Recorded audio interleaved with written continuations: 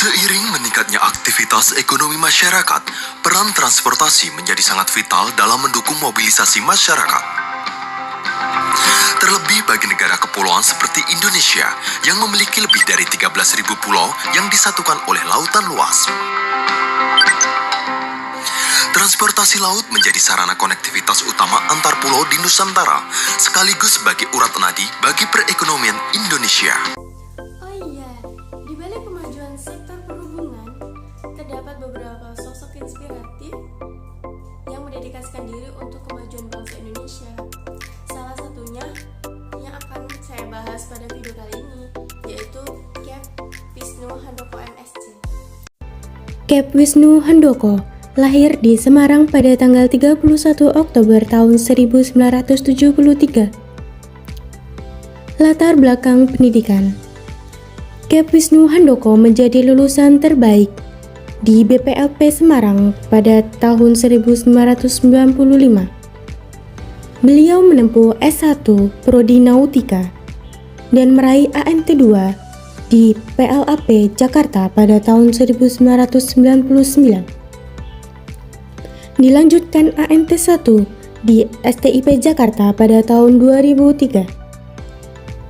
Tak berhenti sampai di situ, Capt. Wisnu Handoko menempuh gelar Magister dengan berfokus pada Maritime Education dan Training di World Maritime University Swedia pada tahun 2007.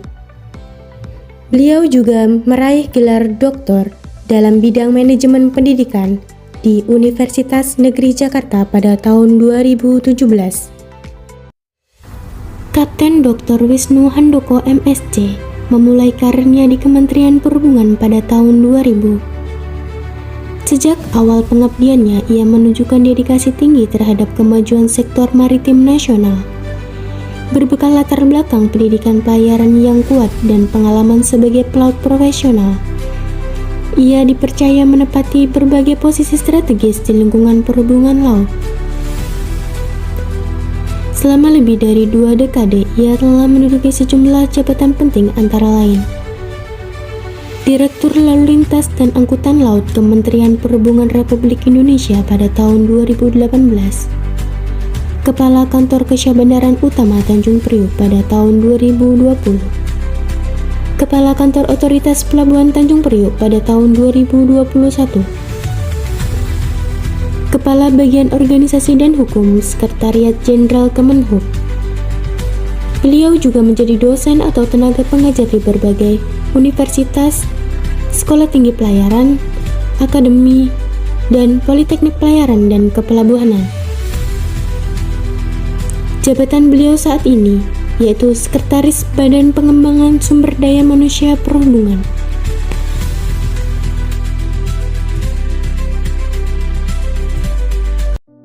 Saat menjabat sebagai Direktur Lalu Lintas Laut Kementerian Perhubungan pada tahun 2018, hingga ketika beliau menjabat sebagai Kepala Kantor Syah-Bandar Jakarta, Capt. Wisnu Handoko memberikan sumbangsi besar bagi dunia kemaritiman, yaitu sebuah buku berjudul Tol Laut Konektivitas Visi Poros Maritim Dunia. Buku setebal lebih dari 160 halaman ini membahas berbagai hal-hal mendasar terkait tol laut. Hal-hal sederhana namun teramat jarang ditemukan dalam literatur terkait konektivitas negeri ini. Mulai dari filosofinya hingga berbagai hal teknis dasar yang akan menjadi pilar-pilar tol laut dan konektivitas negeri ini.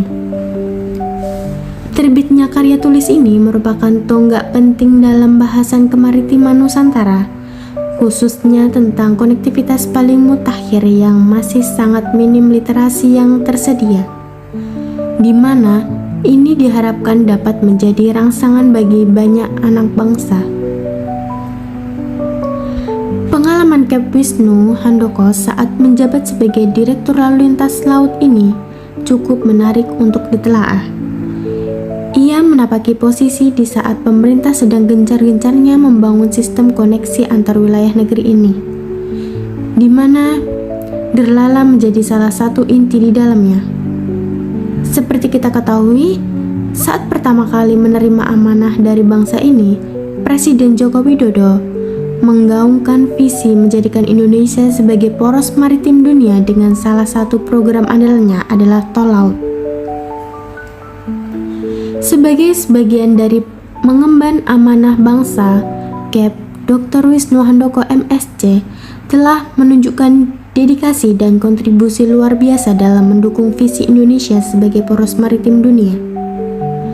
Melalui perannya dalam pelaksanaan program tol laut, kepemimpinan di berbagai institusi pelabuhan, serta komitmennya dalam pengembangan sumber daya manusia, beliau bukan hanya bekerja untuk hari ini, tetapi juga membangun fondasi kuat untuk masa depan maritim Indonesia. Karena sesungguhnya program tol laut bukan hanya tentang distribusi barang, tetapi tentang menyatukan Nusantara.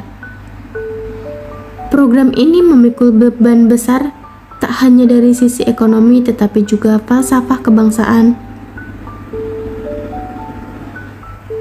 cinta tanah air serta persatuan dan kesatuan.